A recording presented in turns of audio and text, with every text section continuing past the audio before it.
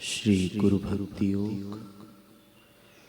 गुरु की अचल भक्ति ईश्वर साक्षात्कार करने के लिए बहुत असरकारक पद्धति मानी जाती है। गुरु की महिमा का सतत स्मरण और उनके दिव्य संदेश को सर्वत्र फैलाना, यह गुरु के प्रति सच्चा भक्ति भाव है।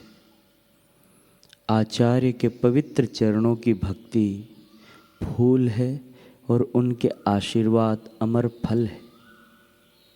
जीवन का ध्येय है परिणाम में दुख देने वाली कुसंगति का त्याग करना और अमरत्व देने वाले पवित्र आचार्य के चरण कमलों की सेवा करना।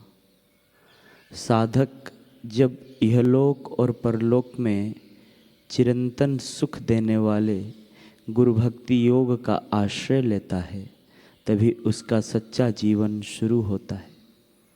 जन्म मृत्यु सुख दुख हर्ष शोक के अविरत चक्र से मुक्ति नहीं होगी क्या? हे शिष्य, सावधान होकर सुन। उसके लिए एक निश्चित उपाय है। नाशबंद इंद्रिय विषयक पदार्थों में से अपना मन हटा ले और इन द्वंद्वों से पार ले जाने वाले गुरु भक्ति योग का आश्रय ले।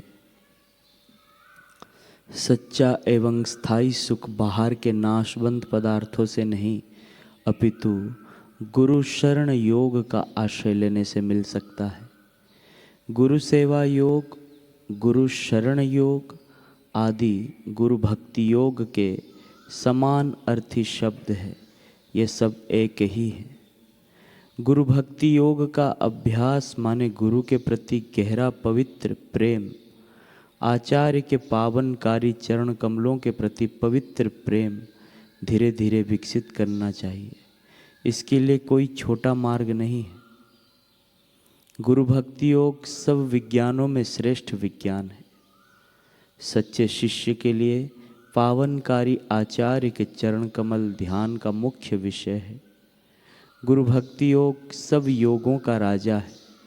गुरु भक्ति के अभ्यास से जब मन की बिखरी हुई शक्ति की किरणें एकत्रित होती है, तब यह योग चमत्कार कर देता है। संसार में माता पिता, भाई बहन, पति पत्नी आदि संबंधों की तरह गुरु शिष्य का संबंध भी एक संबंध ही है, परंतु दूसरे सारे संबंध जीव के बंधन बढ़ाने वाले हैं, जबकि गुरु शिष्य का संबंध सब बंधनों से मुक्त कराता है। इसलिए संसार में यदि कोई सार्थक संबंध है तो वह है गुरु शिष्य का संबंध। यही एकमात्र ऐसा संबंध है जो दूसरे बंधनों से मुक्ति दिलाकर अंत में स्वयं भी हट जाता है। जीव को स्वयं शिव स्वरूप का अनुभव कराकर मुक्त कर देता है। ऐसी परम मुक्तावस्था के बारे में कहा गया है, इसी अवस्था में पिता पिता नहीं रहता, माता माता नहीं रहती, लोक लोक नहीं रहते, देव देव नहीं रहते, वेद वेद नहीं रहते। इस स्थिति में चोर चोर नहीं रहता, भ्रूण हत्यारा नहीं रहता, चांडाल चांडाल नहीं रहता, पोल्क्स शूद्र बाप से क्षत्रिय माँ द्वारा उत्पन्न पुत्र पोल्क्स नहीं रहता, सन्यासी सन्यासी नहीं रहता, तपस्वी तपस्वी नहीं रहता। इस स्थिति में उसे ना तो पुण्य लगता है ना ही पाप लगता है, क्योंकि वह सब शोकों से पार चला जाता है। ऐसे अद्भुत पद पर आरूढ़ होने के लिए सद्गुरु के सानिध्य की परम आवश्यकता है। जिनके सानिध्य मात्र से, जिनके दर्शन मात्र से तुम्हें अपने भूले हुए शिव स्वरूप की याद आ जाए, जिनकी आँखों में तुम्हें अपनी स्वयं की आँखों की आभा नजर आ जाए, जिनकी वाणी में तुम्हें अपने अंतरतम का मधुर संगीत गूंजता सुनाई पड़ जाए, जिनकी उपस्थिति से तुम्हारा जीवत्व पिघलने लगे, और भीतर सोई हुई विराट संभावना करवटें लेने लगे तथा जिनकी शरण में जाकर तुम अपना अहंकार विसर्जित करने को तैयार हो जाओ, ऐसे सद्गुरु तुम्हारे भीतर साहस भरते हैं, तुम्हारा आत्मविश्वास जगाते हैं, तुम्हें मार्ग बताते हैं जिस पर चलने को तुम सक्षम हो जाओ। अंतर्मुख होकर अनंत की यात्रा पर चल पड़ो और अंत में शाश्वत शांति तथा परम निर्भयता के मालिक बन जाओ। गुरु के सानिध्य से शिष्य के चित्त में मौलिक परिवर्तन होने लगता है।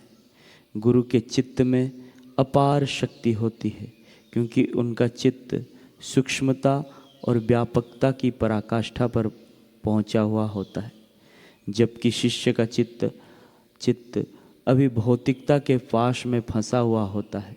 शिष्य अभी अपने भीतर जिस ईश्वरत्व को नहीं देख सकता, उस ईश्वरत्व को गुरु की पारदर्शी दृष्टि देख लेती है। शिष्य को उसके ईश्वरत्व में जगने में गुरु सहायता करते हैं। संप्रेक्षण शक्ति की वर्षा करके शिष्य के रोम रोम को पुलकित कर देते हैं। मानव जाति का यह सौभाग्य है कि आज विश्व भर के वैज्ञानिक आध्यात्मिक रहस्यों की खोज करने में दिलचस्पी लेने लगे हैं।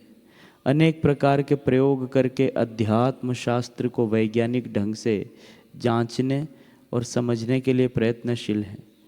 मनुष्य की उपस्थिति का प्रभाव, उसके संकल्पों और कृत्यों का प्रभाव वनस्पति पर कैसा होता है, यह जानने के लिए भी अनेक प्रयोग हुए हैं।